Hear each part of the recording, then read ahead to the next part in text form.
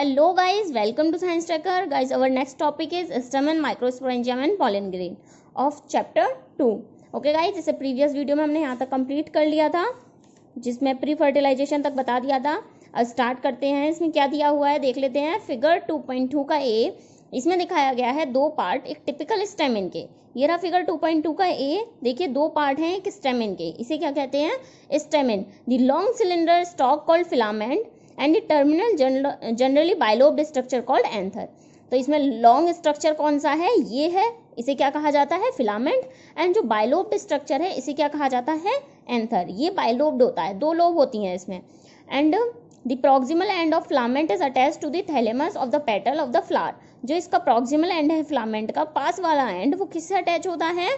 वो अटैच होता है थैलेमस से और या फिर फ्लावर की पेटल्स से. ओके.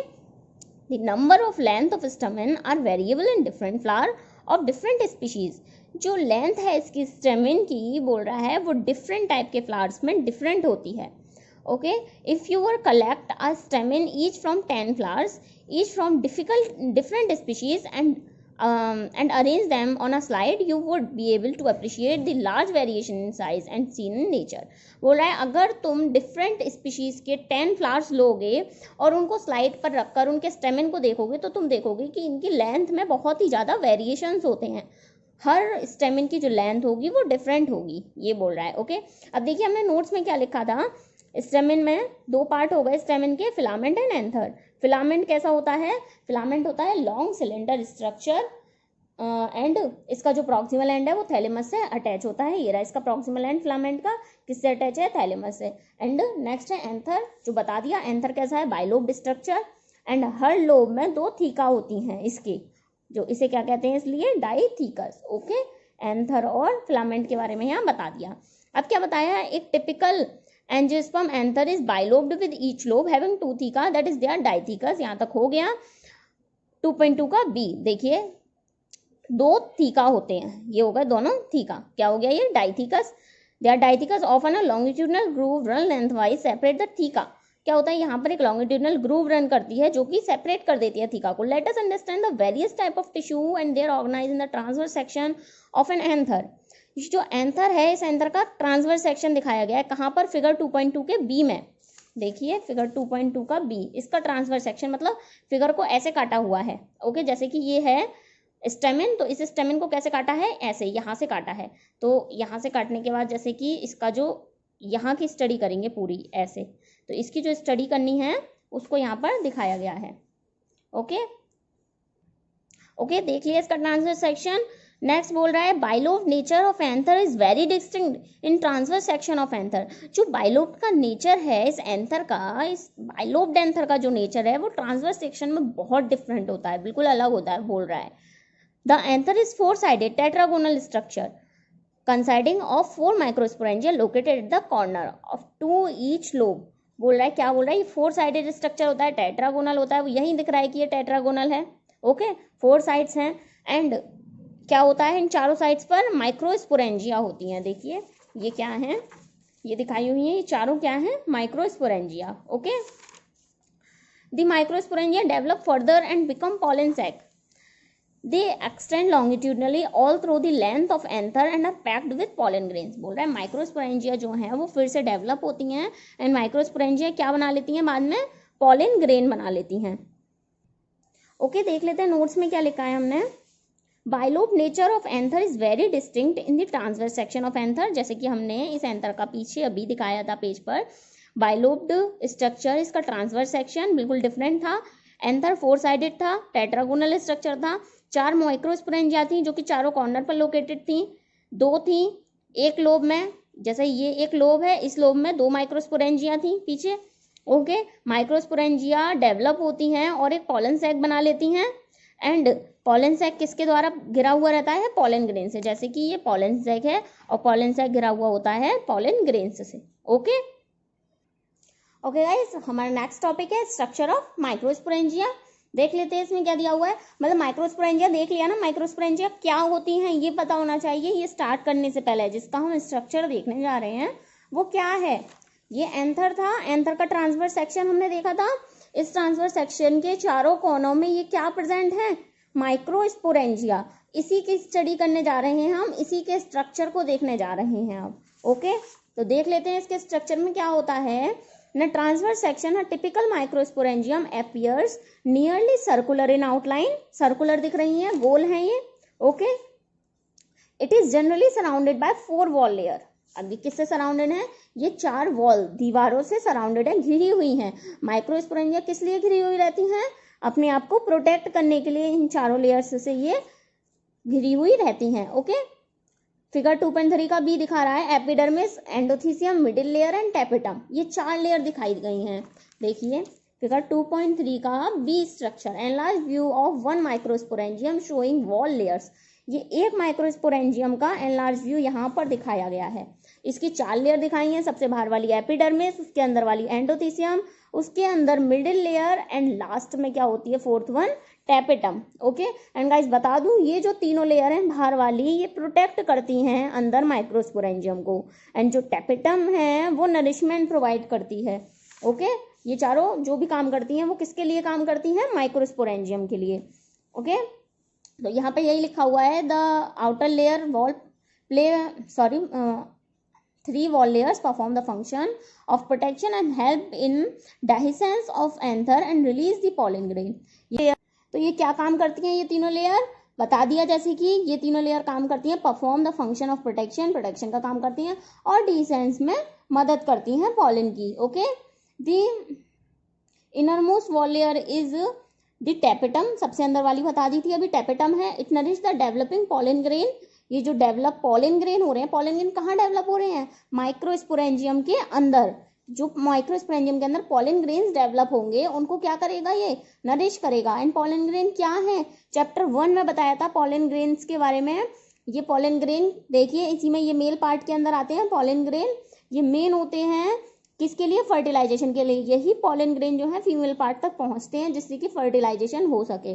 तो अभी तो यहाँ पर हम माइक्रोस्पोरेंजियम के बारे में पढ़ रहे हैं, स्टेमिन कंप्लीट हो गया हमारा फर्स्ट वन, माइक्रोस्पोरेंजियम पढ़ रहे हैं, उसके बाद आएगा स्टेमिन। ओके, वो sorry pollen grain.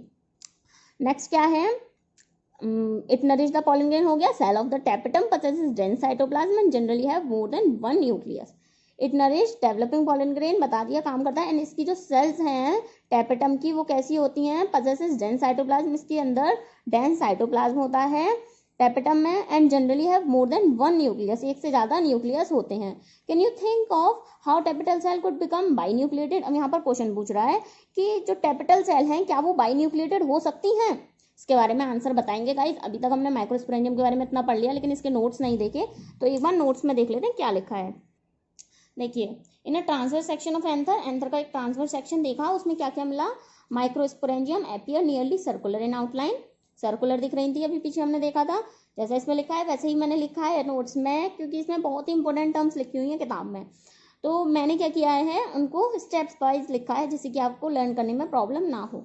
Okay, epidermis, endothecium, middle layer and tapetum, ये 4 लेयर दिखा दी, एंड इन तीनों लेयर का काम दिखा दिया, प्रोटेक्शन एंड एंथर का डिहिसेंस में मदद करती हैं जिससे कि जो पॉलन ग्रेन है वो रिलीज हो सके, निकल सके। एंड नेक्स्ट टेपिटम क्या करती है, ये नरिश करती है पॉलन ग्रेन को, जो पॉलन ग्रेन डेवलप हो रही हैं उनको।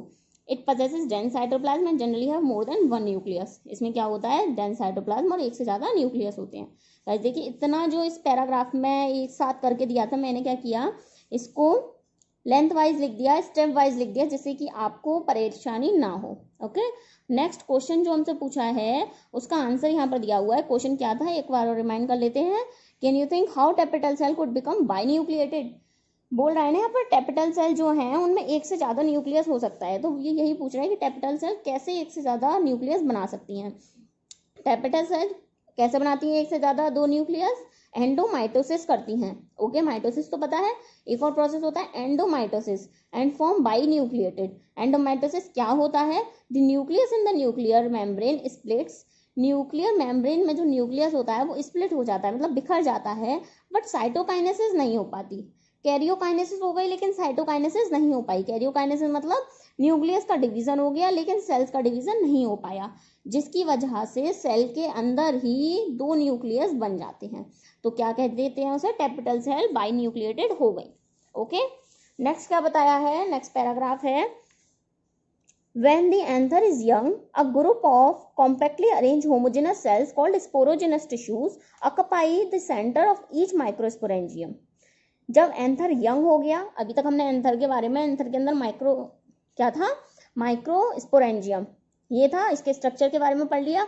अब बोल रहा है जब ये एंथर यंग हो जाता है तो एक जैसी जो सेल्स होती हैं वो अरेंज हो जाती हैं, कॉम्पैक्टली आपस में अरेंज हो जाती हैं, एंड अरेंज होने के बाद क्या बनाती हैं, उसको क्या कहते हैं हम, स्पोरोजेनस टिश्यू, और सेंटर में बन जाती हैं ये। ओके, एंड किसके सेंटर पे, यस ये स्पोरोजेनस टिश्यू किसके सेंटर पे होते हैं, माइक्रोस्पोरेंजियम के सेंटर पे होते हैं। जैसे कि सपोज दैट यहाँ पर ये माइक्रोस्पोरेंजियम है, इसके जो सेंटर है बीच में, वहां पर क्या होगा, स्पोरोजेनस टिश्यू।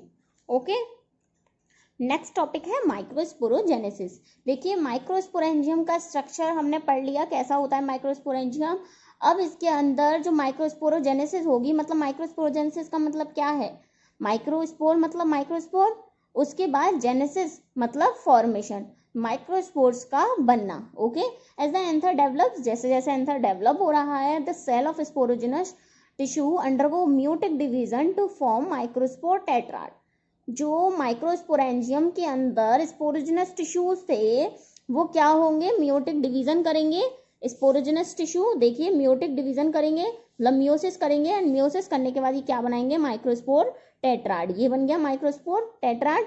ओके गाइज, ऐसा ही स्ट्रक्चर आएगा जो इसका फीमेल पार्ट होगा, मेगास्पोर, वहां पर भी ऐसे ही मेगास्पोर टेट्राड बनेगा। ओके, ये क्या हो गया, माइक्रोस्पोर टेट्राड। इसको कंपैरिजन से याद करेंगे, जब वहां पर बताएंगे तो इसको भी एक बार रिमाइंड करते जाएंगे जिससे कि आपको कंफ्यूजन ना हो। Okay, what would be the ploidy of cell of the tetrad. बोल रहे हैं यहाँ पर ये जो टेट्राड बना है इसकी प्लॉइडी क्या होगी, हैप्लॉइड होगा या डिप्लॉइड होगा। गाइस देखिए ऑब्वियसली मियोसिस हो रही है, मियोसिस और माइटोसिस तो पता है ना आपको, अगर नहीं पता तो इसके बारे में भी मैं वीडियो बनाऊंगी, बहुत ही आसानी तरीके से आपको समझाने की कोशिश करूंगी उसको। ओके, तो मियोसिस से बता दूं, मियोसिस में जो सेल्स बनती हैं वो बनती हैं haploid cells. Okay, mother cell होती है diploid, and diploid mother cells में ही मियोसिस होती है, एंड वो हैप्लॉइड डॉटर सेल्स बनाती हैं। एंड गाइस जो फर्स्ट चैप्टर था ना, उस फर्स्ट चैप्टर में ऐसा ही एक क्वेश्चन बना था कि अगर ऐसा है कि मियोसिस जो है वो डिप्लॉइड सेल्स में हो रही है तो क्या कभी हैप्लॉइड सेल्स मियोसिस ही नहीं करेंगी, ऑब्वियसली नहीं करेंगी हैप्लॉइड सेल मियोसिस। लेकिन वहां पर ये क्वेश्चन पूछा था, लेकिन वहां पर मैंने जो आंसर दिया था उस आंसर में मैंने ये भी बताया था, गैमीट का बोला था वहां पर, क्या गैमीट हैप्लॉइड गैमीट कभी हैप्लॉइड सेल्स नहीं बना पाएंगे, ये पूछा था। तो वहां पर मैंने यही बताया कि हैप्लॉइड गैमीट क्या करेंगे, दो हैप्लॉइड गैमीट आपस में मिल जाएंगे, और दो हैप्लॉइड गैमीट आपस में मिलने के बाद क्या बना देंगे, एक डिप्लॉइड जाइगोट, तब वो जाकर हैप्लॉइड बना सकता है। ओके, तो इसी टाइप से मैंने वहां पर एक आंसर बताया हुआ है चैप्टर 1 में, उसका जो क्वेश्चन पूछा है, तो आप वहां जाकर देख सकते हैं।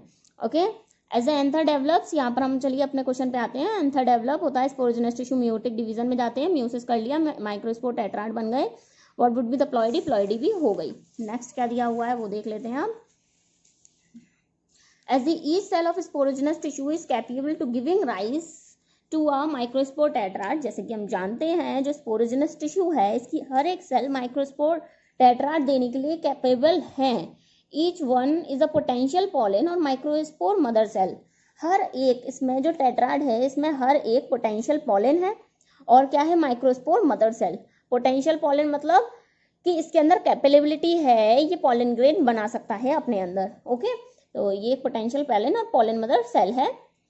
एंड नेक्स्ट क्या है, पॉलन मदर सेल और microspore mother cell, each one is potential pollen, sorry ये हो गया। The process of formation of microspore from a pollen mother cell through the meiosis called microsporogenesis. तो माइक्रोस्पोरोजेनेसिस का जो process है वो क्या हुआ, प्रोसेस हुआ formation of microspores from pollen mother cell. ये पॉलन मदर सेल है, इस पॉलन मदर सेल से ये जो छोटे छोटे माइक्रोस्पोर्स बन रहे हैं उसे क्या कहेंगे हम, इस पूरे प्रोसेस को, यहाँ से लेके यहाँ तक के प्रोसेस को माइक्रोस्पोरोजेनेसिस, जो हमारा मेन मुद्दा था पढ़ने का माइक्रोस्पोरोजेनेसिस वो। ओके, उसका आंसर यहाँ पर बताया हुआ है, that formation of microspores from pollen mother cells is called microsporogenesis, and this process occur through meiosis, meiosis हो रही है यहाँ पर। Okay, microspore as they were formed arrange in a cluster of 4 cells, जो माइक्रोस्पोर्स बने हैं वो एक क्लस्टर में, मतलब एक गुच्छे में अरेंज हैं, जिसे क्या कहा, microspore tetrad. Okay, as the anther mature, and यहाँ पर फिगर में दिखाया 2.3 का ए, देखो 2.3 का ए, ये क्लस्टर में रहेंगे, एक दूसरे के पास पास होते हैं, यहाँ दूर दिखाए हैं लेकिन ये एक दूसरे के पास पास होते हैं। ये दूर जो है बाद में हो जाएंगे जब इनको एक दूसरे से सेपरेट होना होगा तब, जो कि इस फिगर में दिखाया हुआ है। Okay, as the anther mature dehydrated the microspore dissociate from each other. देखिए जैसे जैसे एंथर मैच्योर होता है एंड डिहाइड्रेटेड होता है तो ये क्या होता है, एक दूसरे से अलग होने लगते हैं and dissociate and develop into pollen grain. And ये एक दूसरे से डिसोशिएट होकर किस में डेवलप होने लगते हैं, ये पॉलन ग्रेन्स में डेवलप होने लगते हैं। ऑब्वियसली माइक्रोस्पोर जो है वो बाद में क्या बनाएगा, पॉलन बनाएगा। Okay, inside each microsporangium several thousands of microspore और pollen grains are formed that are released with dehiscence of anther. क्या होता है अब, हर एक माइक्रोस्पोरेंजियम के अंदर थाउजेंड्स ऑफ माइक्रोस्पोर या फिर पॉलन बन जाते हैं। ओके, जो माइक्रोस्पोर है वही तो बाद में पॉलन बना रहा है, ये माइक्रोस्पोर ही तो बना था, माइक्रोस्पोरेजेनेसिस मतलब माइक्रोस्पोर्स का बनना, एंड वही माइक्रोस्पोर बाद में क्या बनाएंगे, पॉलन बनाएंगे। ओके, देखिए यहाँ लिखा भी है मैंने, that formation of pollen grain और मेल गैमेटोफाइट, इसे क्या कहा जाता है, माइक्रोस्पोरोजेनेसिस। हमको लास्ट में मेल गैमेटोफाइट ही बनाना है। तो क्या हुआ, जो माइक्रोस्पोर्स थे उन्होंने बाद में पॉलन बना लिया। Okay, and are formed and release with the dehiscence of anther. And ये डिhiscence हो गया मतलब फट गया, जो एंथर है वो फट गया, जैसे यहाँ दिखाया है एंथर फट गया और बहुत सारे पॉलन ग्रेन रिलीज हो गए। Thousands of microspore pollen grain are formed inside microsporangium. Okay, जो कि माइक्रोस्पोरेंजियम के अंदर बना था। यहाँ क्या लिखा हुआ है मैंने, 4 microspore pollen mother cell going to separate in a anther and will form pollen.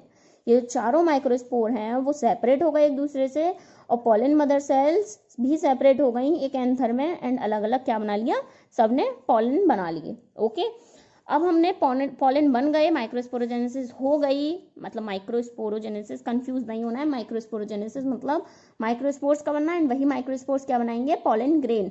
Okay, तो ये प्रोसेस हो गया। अब हम बाद में क्या पढ़ेंगे, पॉलन ग्रेन्स के बारे में पढ़ेंगे, नेक्स्ट वीडियो में देखेंगे पॉलन ग्रेन के बारे में। अगर आपको इतना समझ में आया हो तो इस वीडियो को लाइक ज़रूर करिएगा एंड गाइस चैनल को सब्सक्राइब भी ज़रूर करिएगा। मिलते हैं नेक्स्ट वीडियो के साथ, तब तक के लिए बाय बाय।